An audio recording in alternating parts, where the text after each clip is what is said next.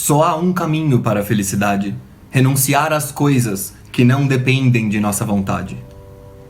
Nesse vídeo eu vou trazer máximas do Epiteto, que é considerado um dos principais estoicos da história. Na mesma direção que essa primeira máxima, a gente tem outras. Queira ser livre. Para essa liberdade, só há um caminho: o desprezo das coisas que não dependem de nós. O caminho para a felicidade é parar de se preocupar com as coisas que estão além do nosso poder.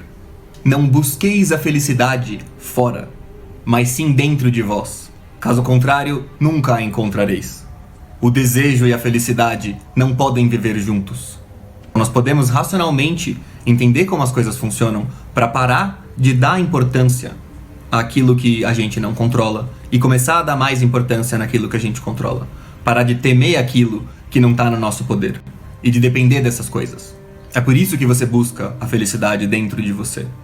É porque você controla o que está dentro de você, o que está fora não.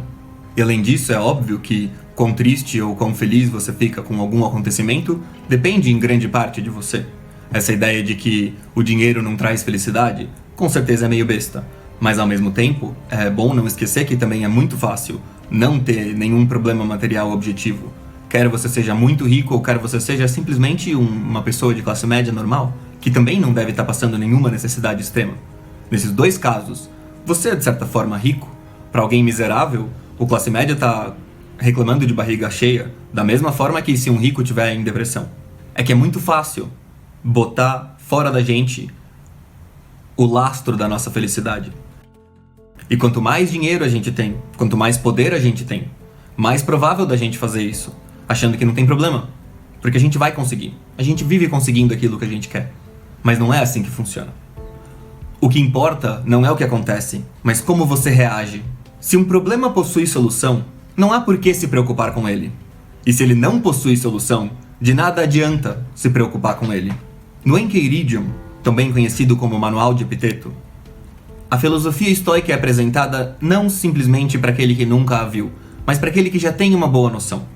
E lá você encontra as ideias condensadas, sintetizadas, mas muito bem explicadas. Logo no começo, no que diz respeito a isso de identificar aquilo que a gente controla e aquilo que a gente não controla para pautar as nossas coisas, a nossa vida naquilo que a gente controla.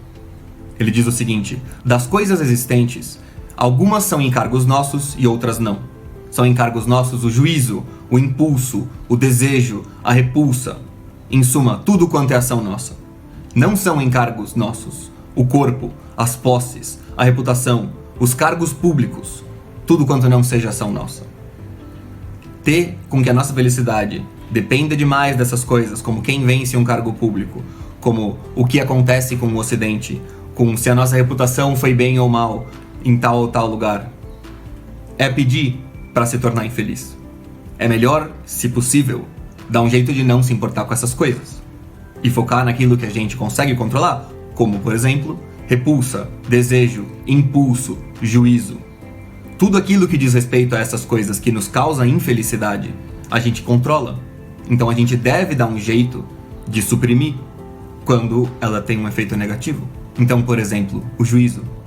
Ficar julgando os outros, procurando defeito em tudo quanto é coisa. Isso é nocivo a você e você controla.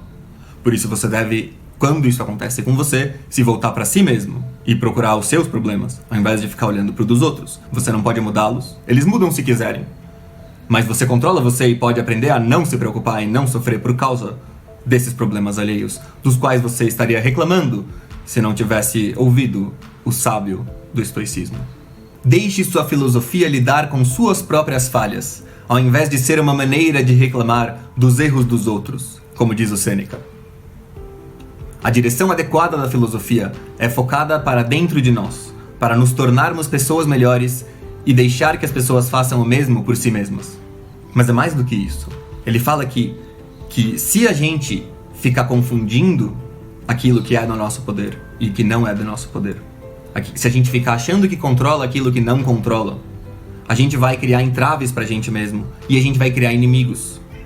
Porque a gente vai começar a querer controlar coisas que dependem dos outros.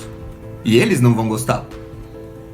E a gente nem vai conseguir impor essa nossa vontade. A gente só vai multiplicar os conflitos desnecessariamente. E por isso, o estoico produz menos inimigos. Porque ele sabe aquilo que é dele, aquilo que não lhe concerne, aquilo que não está no seu poder. E que seria, de certa forma, insolência querer se meter nessas coisas. Pedir para fazer inimigos. Não procure fazer com que as coisas aconteçam exatamente como você deseja. Deseje que tudo aconteça da forma como acontecerá e sua vida fluirá bem. Mas como é possível? Soa bem no papel. Parece ótimo. Mas como você faz? Qual é o trabalho mental interno para ser capaz de não só aceitar, como amar as coisas como elas são? A melhor forma que eu pessoalmente tenho é de fazer o máximo possível para contemplar causas e efeitos das coisas. Sempre que você pensa uma coisa que você não gosta, que você percebe algo que você acha que não devia ser assim, você pensa, por que é assim? Como que chegou até aí?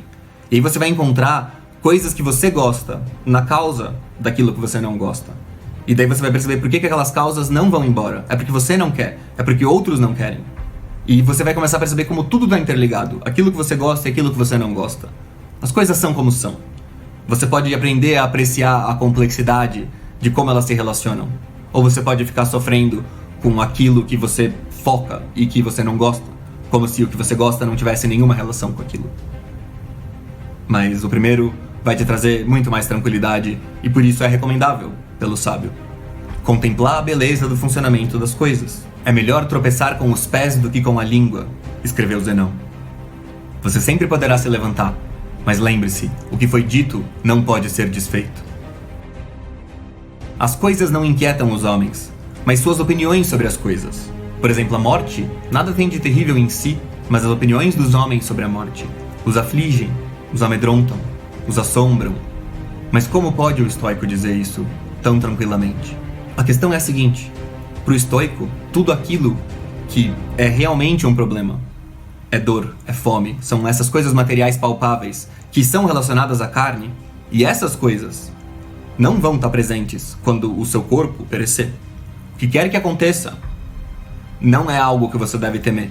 Isso já está resolvido. Você não vai poder coexistir ao mesmo tempo em que estes problemas, que são os únicos reconhecidos como legítimos pelo estoico, os outros ele aprende a lidar. Porque ele consegue. Então, a morte nada tem de temível para o estoico. É a ação de quem não se educou a acusar os outros pelos seus próprios erros. De quem começou a se educar é acusar a si próprio.